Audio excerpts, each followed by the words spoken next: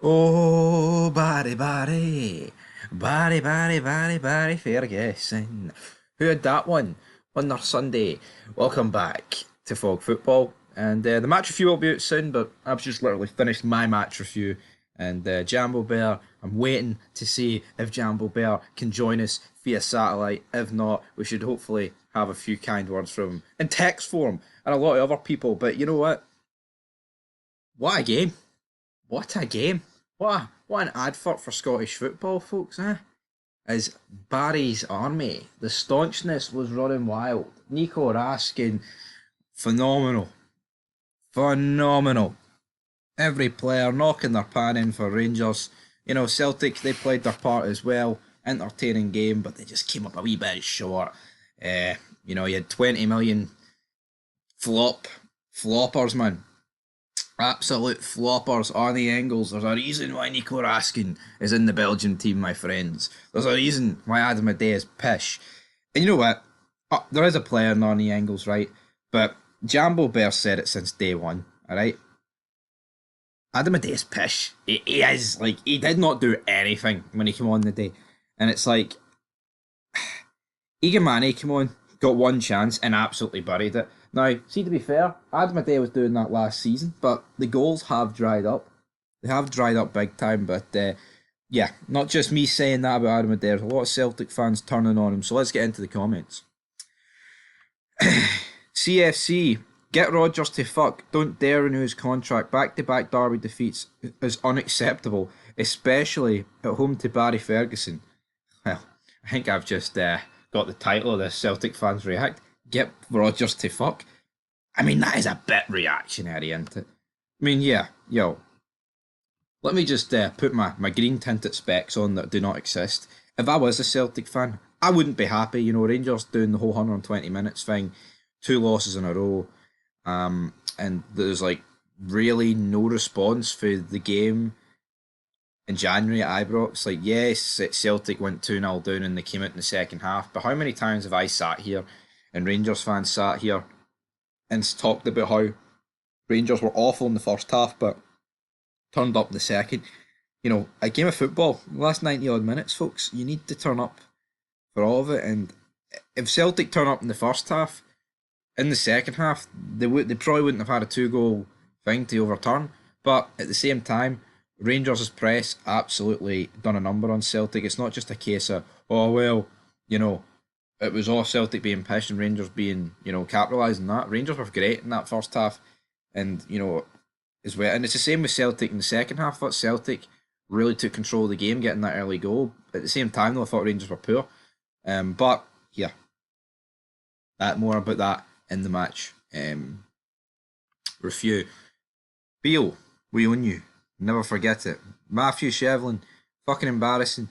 Idah needs punting in the summer. He's bloody woeful. Carter Vickers needs a good kick up the arse. He's been poor for weeks. Yeah, I mean, I think Adam Idah does need to go. Carter Vickers, he has been a wee bit shite. Connor says, no excuses. We have just lost to the worst Rangers side in recent times. That's absolutely embarrassing. Questions have to be asked how you at least don't claim a point there. Where's your famous atmosphere, seriously? No away atmosphere at Villa Park, no home atmosphere today. All I heard was Rangers fans.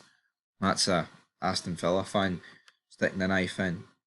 Now where to put all these points today? But see this keep calm, pish, you know, boys and girls and all that shit. I think Celtic fans are well within their rights to be pissed off today. I mean, I'd be pissed off even if my team's 13 clear on the verge of a triple. A treble. A triple treble. A triple. Because, you know, the reality is, under Gerrard, Celtic won, you know, they won the league the first 2 years and the majority of the trophies. But they were still losing games to Rangers, and Celtic became stagnant and didn't really improve that aging squad. I'm not saying it's going to go down the exact same similar path here, but, you know, the lack of an actual good striker for Celtic today, in my opinion, really hampered them. So we'll see how that goes. Anyway, defensively, that was shocking. So slow moving the ball. You've been Bazballed. It's a real laugh. Questions need asked about our fitness as well, getting outrun by a team that played 120 minutes on Thursday. The only player on our team that looked fit was Naroki, which is mental when you think about it. Did Naroki cost the second goal? I was too busy celebrating to even register the replay about who was jumping and getting absolutely who'd fallen over. Southsider says 2 very poor teams. Disagree with that. Pills and frills and bellyache. Schoolboy defensive errors, not good enough. Schmeichel, most overrated keeper ever. Couldn't pass a shit, the cunt. Fuck me, that's a bit extreme calling your goalkeeper that, man. Tramps, Barry Rodgers. Barry Rodgers, imagine it. Imagine a name like Barry Rodgers. Barry Rodgers. Yeah, 100% win record, no bad. Use our fucking piss. Rodgers can fuck off, but I've already read that. Not worth a dime we pay if he can't win these games. Rat. I mean, is this not a bit? Is this not a bit extreme, folks? Is this not a bit shite? All I heard was Rangers fans. It was a good game, man. It was like, obviously if we get beat, I wouldn't be giving a shit about the game, but the away fans absolutely added to it, man.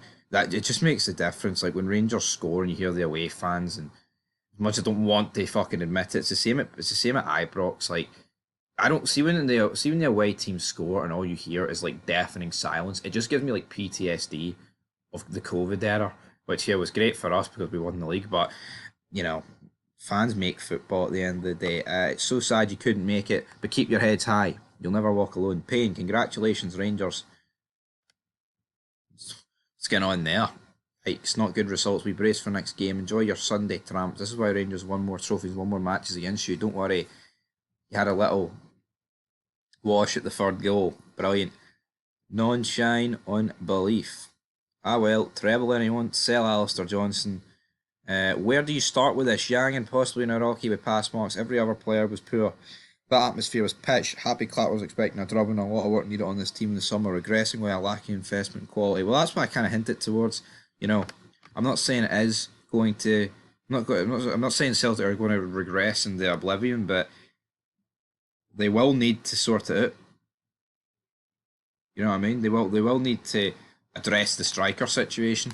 And as for Naroki, I think it's quite telling for Celtic when Naroki and Yang are like the only two with pass marks. That's kind of funny.